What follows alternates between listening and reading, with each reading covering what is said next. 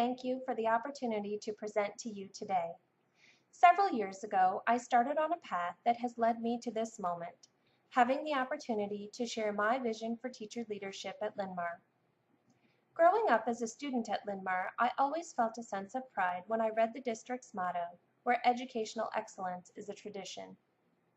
As an adult, I was drawn back to the district that I had loved as a child, with a desire to be a part of that excellence. As a young teacher, I knew that I wanted to pursue an advanced degree, but wasn't sure which program was right for me. I was interested in many areas: reading, tests and measurements, curriculum and instruction, and possibly school psychology. Instead, I chose to attempt National Board Certification and earn my certificate as an early childhood generalist. Afterwards, I began work on my master's degree. During that time, I became aware of the literacy coaching program available through Iowa State University. I thought to myself, this is what I've been looking for. I began the program with distant goals of possibly becoming a literacy consultant with an AEA, but really hopeful that someday Linn-Mar would have positions that would match my background and aspirations. Today, Linn-Mar has a new motto: inspire learning, unlock potential, empower achievement. I can't think of better words to describe the incredible opportunity that has been visited upon our district, its students and staff through the Teacher Leadership and Compensation Grant. These words speak of the opportunity for both students and teachers to grow and learn. Teacher leaders, especially strategists, are in the position to inspire learning in the teachers they serve, who will in turn continue to inspire learning in students. Linn-Mar already boasts teaching excellence, as well as high student achievement. We can continue to grow, though, and teacher leadership can help to unlock that potential in all. In our PLC work, we've learned about the purpose of schools being to ensure high learning levels for all. Now we extend that notion to staff as well as students. During my presentation, you'll notice that I refer to literacy coaching most often. One reason for this emphasis is because it closely matches my background. Nearly all of my teaching experience has been with emergent or beginning readers. My graduate work included coursework with heavy emphasis on literacy, reading research, and literacy coaching.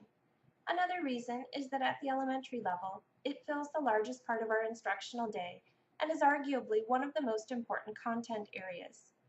Finally, my emphasis on literacy coaching resides in the fact that legislation over the past decades, including No Child Left Behind, has given rise to the role of the literacy coach through programs such as Reading First.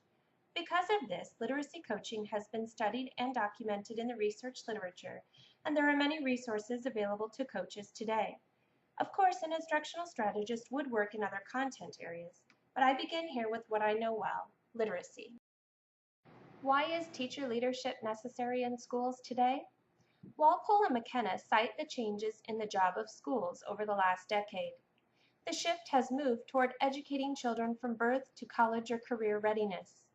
They point out that students we teach are more diverse than ever. With most states adopting the Common Core state standards, the expectations of what students should be able to do have increased. In addition, a new generation of more rigorous assessments, such as Smarter Balanced and PARCC, are on the horizon. Finally, with the rise of instructional coaching in response to programs such as Reading First, instructional roles have been redefined. In Best Practices of Literacy Leaders, Keys to School Improvement, Bean and Swandagen describe 4 broad roles for instructional leaders. Direction setters are those who see the future and draw others to it by generating enthusiasm amongst staff. As change agents, teacher leaders create a sense of urgency with staff and encourage teachers to become risk takers while providing a safety net for them. Teacher leaders act as spokespeople by celebrating and elevating the voices of accomplished teachers, as well as acting as skillful listeners. In their role as coaches and team builders, teacher leaders work to increase collaboration and to decrease isolation. The rise of instructional coaching, specifically literacy coaching, has brought about scientific research on its efficacy. Numerous studies have focused primarily on the roles, responsibilities, and relationships surrounding literacy coaching. Studies have pointed to increased student achievement in classrooms where coaching is present. The International Reading Association has published standards for literacy professionals, which closely match these guiding principles from the text Preparing Reading Professionals, 2nd edition. Coaching requires specialized knowledge on the part of coaches. The foundation of this knowledge is successful classroom teaching and is built upon through advanced studies in content area knowledge and coaching strategies. Data has shown that coaches who have reading endorsements, reading specialist degrees, or literacy coaching certification produce higher student reading achievement. The focus of coaching should be time spent working with teachers. This includes observing, modeling, conferencing, co-teaching, or leading professional development. Of course, other duties will be delegated to coaches, but a high number of classroom interactions has been shown to increase gains in learning. Collaborative relationships are essential, and coaches must work to establish trust with their teaching colleagues by maintaining confidentiality, communicating effectively, and following through. Coaching should be intentional and planned, but it should also be flexible in order to meet the needs of teachers. Effective coaching programs are headed by literacy leaders who help to shape the direction for a school by setting goals and developing people. Roles of the coach may evolve over time to suit the needs of teachers, students, and the community. Finally, a core set of coaching activities has been shown to significantly increase student reading achievement. These activities include administering and discussing assessments, which in turn helps teachers group students for instruction and determine the need for differentiation. When coaches observe teachers and provide feedback, teachers are able to enhance or fine-tune their instruction. Coaches that confer with teachers about instruction and students offer the opportunity for in-depth discussions of curriculum and how best to meet students' needs. Modeling lessons or instructional strategies has been shown to help improve student learning because it allows teachers to develop a foundational knowledge of best practice with their own students. Bean and Swandagen point out that teacher leaders reap many benefits as well as the staff that they support. Teacher leaders enjoy more engagement with colleagues and administrators, as well as increased job satisfaction. Teacher leaders get to learn more about the big picture of schools. They have opportunities to exercise creativity and to improve their own practice. Teacher leaders also have a renewed enthusiasm for school, as well as an increased sense of community. Walpole and McKenna are well-known reading researchers who have done extensive work coaching and studying literacy coaches. In the Literacy Coach's Handbook, a guide to research-based practice, they talk of the many hats that a literacy coach wears. In order for a coach or strategist to be able to teach the teacher, he or she must know how students and adults learn, how professional development should be designed and implemented, and must possess the disposition for continuous learning. I see the role of grant writer as one to be developed over the coming years. Initially, there are other aspects of the coach's job that will take precedence as Linmar's teacher leadership plan is implemented. Going forward, though, successful grant writing could be utilized to obtain resources for professional development. As a school-level planner, the instructional strategist would carry out some things that are already in place in our district, like keeping staff informed of assessment schedules and implementation guidelines for curriculum, and furthering the work of PLCs. Walpole and McKenna consider coaches to be curriculum experts and stress the importance for coaches to keep abreast of current research findings. They caution that no one can be an absolute authority on every subject, and coaches should remember that they are continuously learning, along with staff. The role of researcher is the most important hat that a coach wears.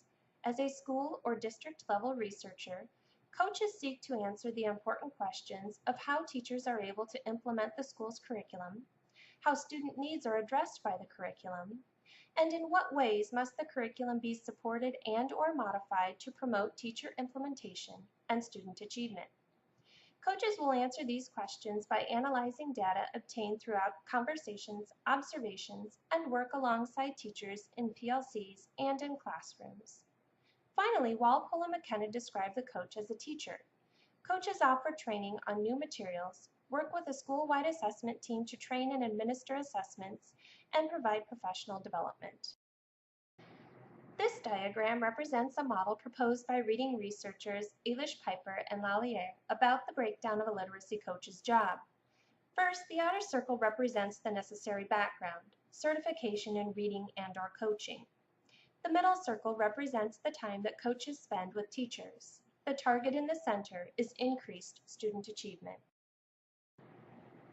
In a position statement issued on the roles of literacy or reading coaches, the International Reading Association describes different levels of coaching, ranging from less formal to more formal.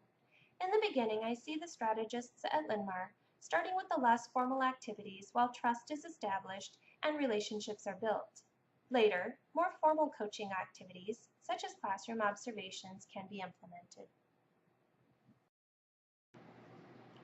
One of the biggest opportunities that the Teacher Leadership Grant will afford to Linmar is the continued work of our PLCs, multi-tiered system of supports, and interventions that are designed to differentiate instruction for our diverse learners.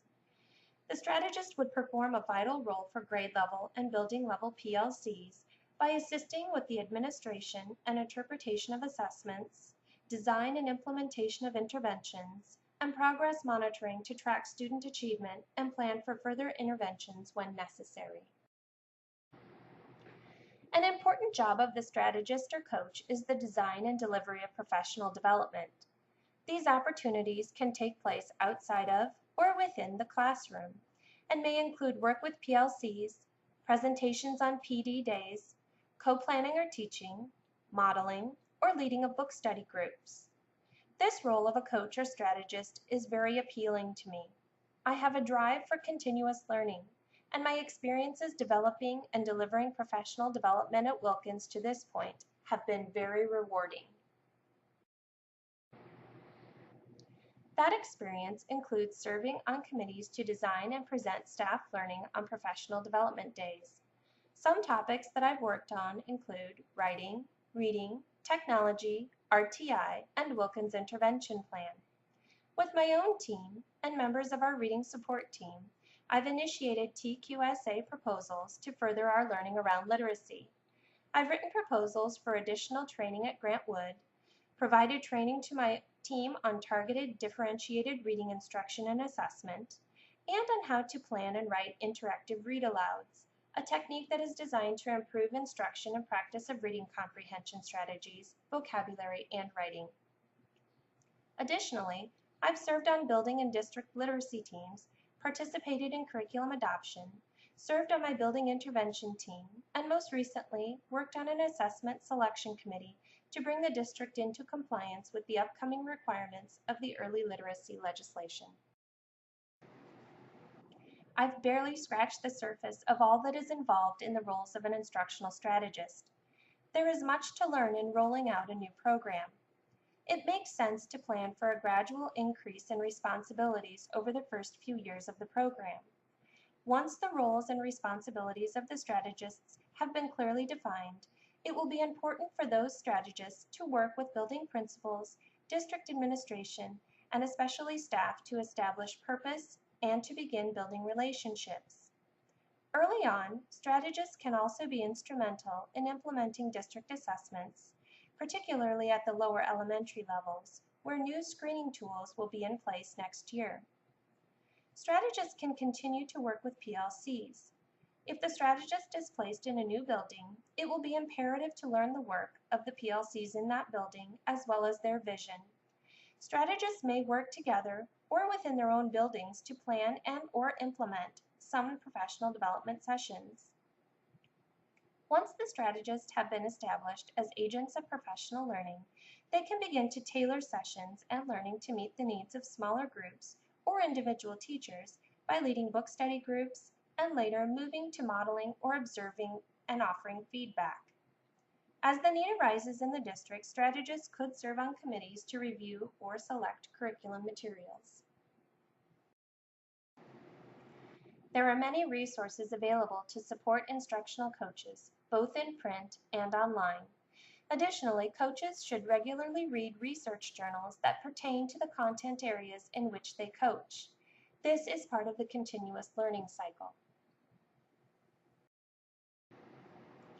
My most recent reading on the work of literacy coaches revealed the secret of effective leaders or coaches, and it is this: literacy coaches who see their mission as service to teachers, to make it easier for teachers to provide service to children, are good leaders. It is my sincerest hope that I'm able to follow my passion for continuous learning, to inspire learning in others, to unlock my potential as a leader, the potential of my colleagues as teachers, and the potential of our students as learners, and to empower the achievement of all by serving the teachers and students at Linn-Mar.